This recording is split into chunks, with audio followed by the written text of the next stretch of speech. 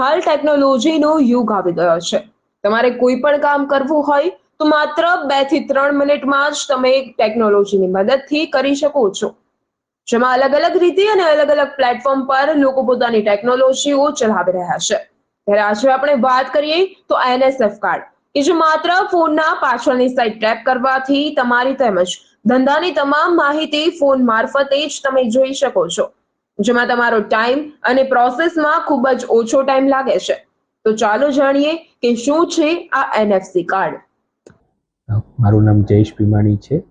એ જે ઇન્ફોસોફ્ટ કંપનીનું નામ છે અને અમારી અત્યારે મેઇનલી MSME અને જે નાના બિઝનેસ છે એને કઈ રીતે સ્મોલ અમાઉન્ટમાં ડિજિટાઇઝ કરવા એના ઉપર અમે વર્ક કરીએ છીએ. તો એના માટે અમે સ્પેશિયલી જે સ્માર્ટ ડિજિટલ કાર્ડ છે NFC કાર્ડ એ પ્રોડક્ટ લોન્ચ કરેલી છે.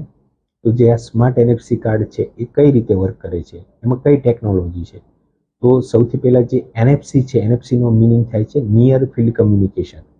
એ આપણે જોઈએ તો પહેલાં ક્રેડિટ કાર્ડ આવતા કે એમાં આપણે સ્વાઇપ કરીએ અને પછી પૈસા કટ થતા. અને અત્યારે કેવું છે કે પેટ્રોલ પંપ પર આપણે જસ્ટ મશીનને ટેપ કરીએ અને આપણા ક્રેડિટ કાર્ડમાંથી પૈસા કટ થઈ જાય. તો એવી જ રીતે આ ટેકનોલોજી આપણે જે આ સ્માર્ટ કાર્ડ છે એમાં એડ કરેલી છે કે કાર્ડને ટેપ કરે, મોબાઈલ સાથે કાર્ડ ટેપ કરીએ તો આ બિઝનેસ રિલેટેડ ઇન્ફોર્મેશન છે, call, WhatsApp, email, location, brochure download, social media links, આ બધું જ એક સાથે જે ડિટેલ્સ હોય કોલ ટુ એક્શન એનું લેન્ડિંગ પેજ ઓપન થઈ જાય છે.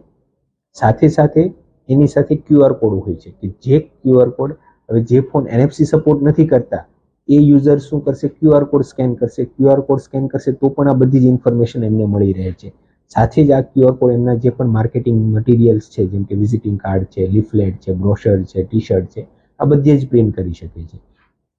હવે ડિફરન્સ શું છે કે જે માર્કેટમાં અત્યારે રનિંગ QR કોડ છે, રનિંગ QR કોડ કેવા હોય છે કે એને આપણે સ્કેન કરીએ તો આઈધર આપણને વેબસાઇટ અથવા લોકેશન બેમાંથી એક જ કોલ ટુ એક્શન બતાવતું હોય છે. તો ફ્યુચરમાં આપણે કંઈ એમાં ચેન્જ કરવો હોય કે નવું બ્રોશર અપલોડ કરવું છે કે લોકેશન ચેન્જ કરવું છે તો નવો QR કોડ જનરેટ કરવો પડશે.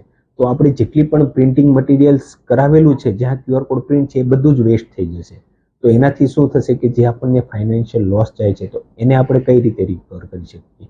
તો એના માટે જે આ QR કોડ છે ડાયનેમિક QR કોડ છે. ડાયનેમિક QR કોડ એટલે એક વખત પ્રિન્ટ થઈ ગયો છે QR કોડ, હવે મારે ફ્યુચરમાં એમાં કોઈ પણ ઇન્ફોર્મેશન એડ, અપડેટ, ડિલીટ કરવી છે તો એ બેકએન્ડમાં ઓટોમેટિકલી થઈ જશે. એટલે QR કોડ સેમ જ રહેશે.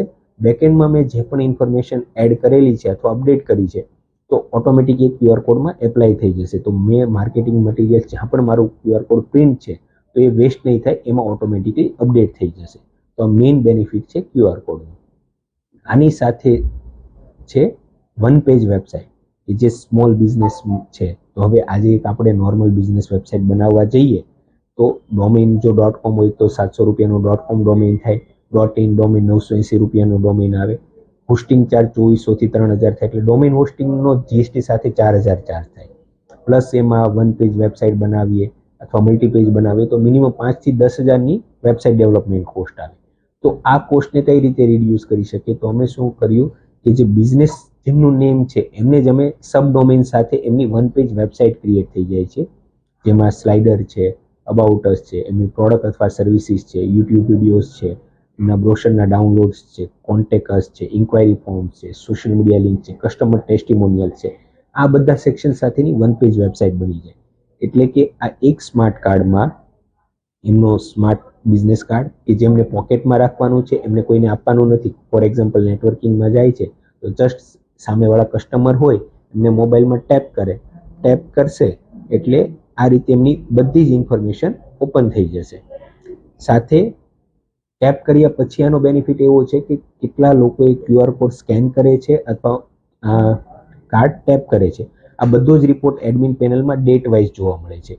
એટલે કે ફોર એક્ઝામ્પલ 2 ફેબ્રુઆરી છે તો 2 ફેબ્રુઆરીએ કેટલા લોકોએ ટોટલ QR કોડ સ્કેન કર્યો, QR કોડ સ્કેન થયા પછી ટોટલ વોટ્સઅપ પર કેટલી ક્લિક છે, કોલ પર કેટલી ક્લિક છે, બ્રોશર ડાઉનલોડ પર કેટલી ક્લિક છે, આનો પણ ડેટ વાઇઝ તમને એડમિન પેનલમાં રિપોર્ટ મળે છે.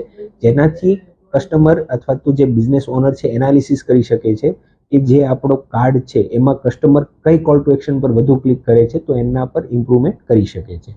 તો આ રીતે જે સ્માર્ટ કાર્ડ છે એનો ખૂબ જ યુઝફુલ બિઝનેસમાં થાય છે.